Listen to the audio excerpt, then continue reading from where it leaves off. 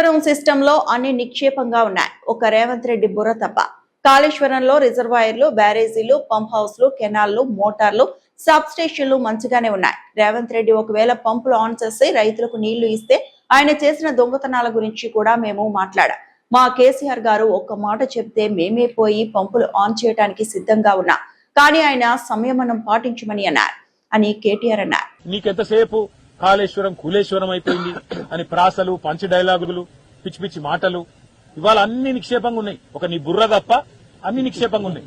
Kaleshwaram system లో రిజర్వాయర్లు మంచిగానే ఉన్నాయి, కాళేశ్వరం సిస్టమ్ లో బరాజులు మంచిగానే ఉన్నాయి, పంప్ హౌజులు మంచిగానే ఉన్నాయి, కెనాళ్లు మంచిగానే ఉన్నాయి, మొత్తం మోటార్లు మంచిగానే ఉన్నాయి, సబ్ స్టేషన్లు మంచిగానే ఉన్నాయి, అన్ని చక్కగానే ఉన్నాయి. ఒక నీకు బుర్రనే చక్కగా పనిచేస్తలేదు.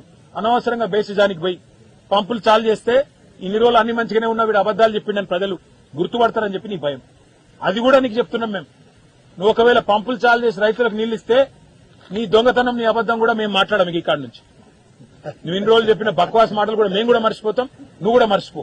కానీ పంపులు చాలు చేసి ఈ కరీంనగర్ గాని, నిజామాబాద్ గాని, నల్గొండ గాని, వరంగల్ గాని, ఉమ్మడి జిల్లాలు వాటి మీద ఆధారపడ్డ లక్షలాది ఎకరాల పంట, లక్షలాది గొంతులు ఎండిపోయే పరిస్థితి, కరెంటు ఉత్పత్తికి ప్రమాదం వచ్చే పరిస్థితి. వీటిని ప్రభుత్వాధినేతగా, రాష్ట్ర ముఖ్యమంత్రిగా నివారణ చేయగలిగేది. ఎందుకంటే మీరు ఒక్క ఇషారా ఇవాళ కేసీఆర్ గారు మాకిస్తే మేము పంపులు చాలు చేయడానికి మేము రెడీగా ఉన్నాం.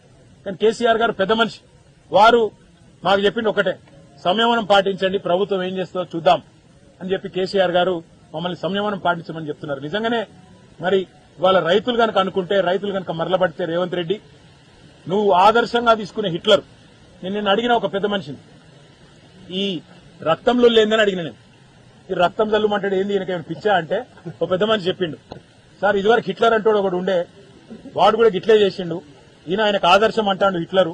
కాబట్టి ఆ లక్షణాలు అన్ని వచ్చినట్టున్నాయి ఈయనకు, హిట్లర్ లక్షణాలు కొన్ని, తుగులక్ లక్షణాలు కొన్ని, అందుకే అందులోకెళ్లే ఇలాంటి అడ్డమైన మాటలు మాట్లాడుతుండు అని.